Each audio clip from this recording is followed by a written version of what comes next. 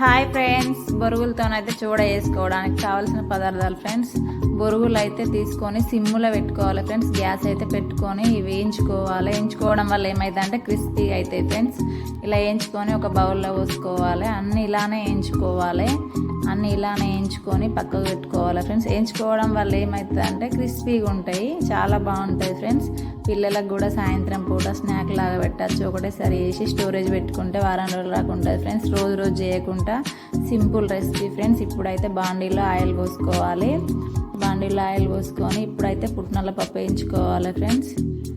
Oil heat ఎక్కినాకనైతే పుట్నాల పప్పు వేయించుకున్నాక అలానే ఏంటంటే ఒక జల్లెడలో వేసి వేయించుకోవాలి ఫ్రెండ్స్. ఎందుకంటే మాడిపోకుండా ఉంటాయి, ఆయిల్లో వేస్తే తొందర అడుగంటుకుంటాయి కాబట్టి ఇట్లా జల్లెడలో వేయించుకోవడం వల్ల మంచిగా వేగిపోతాయి ఫ్రెండ్స్. ఇలా అయితే పుట్నాల పప్పు వేయించుకోవాలి. వేయించుకున్నాకనైతే నెక్స్ట్ ప్రాసెస్ తీసి మన బొరుగులలో వేసుకోవాలి ఫ్రెండ్స్. వేడిగా ఉన్నప్పుడే బొరుగులలో వేసుకొని మరికొన్ని కూడా అలాగనే వేయించుకొని బొరుగులలో వేసుకున్నాక ఆ వేడి ఆటి మీదనే కొంచెం సాల్ట్ కొంచెం కారం వేసుకోవాలి ఫ్రెండ్స్. ఎందుకంటే ఉప్పు కారం మంచిగా పడుతుంది వీటికి కాబట్టి వేడిగా ఉన్నప్పుడే మనం ఉప్పు కారం వేసుకోవాలి ఫ్రెండ్స్. ఇంకొన్ని అయితే అలానే పల్లీలు కూడా వేయించుకోవాలి ఫ్రెండ్స్. మంచిగా దూరగా వేయించుకోవాలి. టేస్ట్ అయితే చాలా బాగుంటాయి ఫ్రెండ్స్. మాడిపోతే అయితే టేస్ట్ ఉండేవి. జల్లెలు వేసి వేయించుకుంటే దూరగా వేయించుకోవడం వల్ల ఏంటంటే టేస్ట్ వస్తుంది ఫ్రెండ్స్. ఇప్పుడు కూడా అలానే వేయించుకున్నాక పల్లీల పైన కూడా మనం ఉప్పు కారం జల్లుకోవాలి ఫ్రెండ్స్. అలానే ప్రతిదాన్ని వేయించుకున్నాక మాత్రం ఉప్పు కారం అయితే కంపల్సరీ వేసుకోవాలి ఫ్రెండ్స్. ఎందుకంటే వేడిగా ఉన్నప్పుడు మాత్రమే ఉప్పు కారం మంచిగా పడుతుంది ఫ్రెండ్స్ పల్లీలకు. కాబట్టి ఖచ్చితంగా ఉప్పు కారం వేసుకోండి ఫ్రెండ్స్. ఇప్పుడైతే అటుకులు కూడా వేయించుకోవాలి ఫ్రెండ్స్. అట్లనే అటుకులు కూడా జల్లెల్లో వేసి వేయించుకోవాలి క్రిస్పీగా. ఇవి దొడ్డు అటుకులు ఫ్రెండ్స్. ఇవి వేసుకోవడం వల్ల ఏంటంటే టేస్ట్ చాలా బాగుంటుంది ఫ్రెండ్స్. ఇవైతే అలానే మొత్తం వేయించుకోవాలి. నేనైతే ఇలా వేయించిన ఫ్రెండ్స్. మీరు ఎవరైనా చేస్తే ఇలా అయితే తప్పకుండా చేయండి ఫ్రెండ్స్. ఎందుకంటే మనం ఆయిల్లో వేయించడం వల్ల ఏమవుతుంది అంటే క్రిస్పీగా అవుతాయి ఫ్రెండ్స్. అటుకులు మాత్రం చాలా టేస్ట్ సూపర్గా ఉంటుంది. పిల్లలు కూడా ఇష్టంగా తింటారు ఫ్రెండ్స్.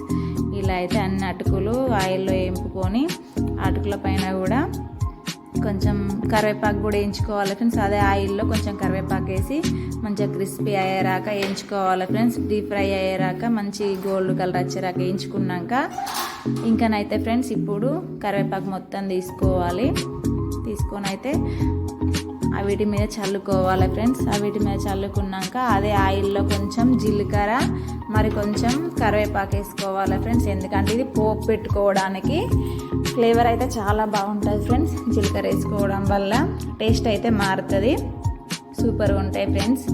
ఇలా అయితే అయిపోయినాక ఇది కూడా మొత్తం తీసేసుకోవాలి ఫ్రెండ్స్. ఇది కూడా మొత్తం తీసి వీటిపైన వేసి మొత్తం కలుపుకోవాలి ఫ్రెండ్స్. పల్లీలు, పుట్నాలు, బొరుగులు, అటుకులు, కరివేపాకు, జీలకర్ర, ఉప్పు, కారం అయితే వేసి మంచిగా మరలా మొత్తం మిక్స్ అయ్యేటట్టు మంచిగా కలుపుకోవాలి ఫ్రెండ్స్. పెద్ద బాండీ లేకపోతే వేరే దాంట్లో సగం సగం చేసి మంచిగా కలిసిపోయేటట్టు అయితే కలపాలి ఫ్రెండ్స్. మంచి కలపడం వల్ల ఏంటంటే ఉప్పు కారం అయితే మంచిగా పడుతుంది ఫ్రెండ్స్. ఇప్పుడు ఇందులో అయితే వేసి కలుపుతున్నా ఇలా అయితే. ఎందుకంటే ఒక దాంట్లో కలవాయి కాబట్టి మంచిగా కలపాలి. అన్నీ ఒకటిదానికి ఒకటి అంటకుండా అయితే సూపర్గా కలపాలి ఫ్రెండ్స్. అప్పుడే టేస్ట్ మారుతుంది. కరివేపాకు తినడం వల్ల ఏంటంటే చాలా మంచిది ఫ్రెండ్స్. హెల్త్కి అయితే సపరేట్ మనం తినం. కంటి చూపు అయితే బాగా పనిచేస్తుంది ఫ్రెండ్స్. మన కరివేపాకు తినడం వల్ల అయితే చాలా అన్నిట్లలో వేసుకోవాలి ఫ్రెండ్స్. పిల్లలు ఇష్టంగా తినరు కాబట్టి ఇట్లా డీప్ ఫ్రై చేసేస్తే పిల్లలు కూడా ఇష్టంగా తింటారు ఫ్రెండ్స్. పిల్లలకు కూడా కనబడదు అది, ఎందుకంటే డీప్ ఫ్రై అయిపోయింది కాబట్టి మంచి ఫ్లేవర్ వస్తుంది.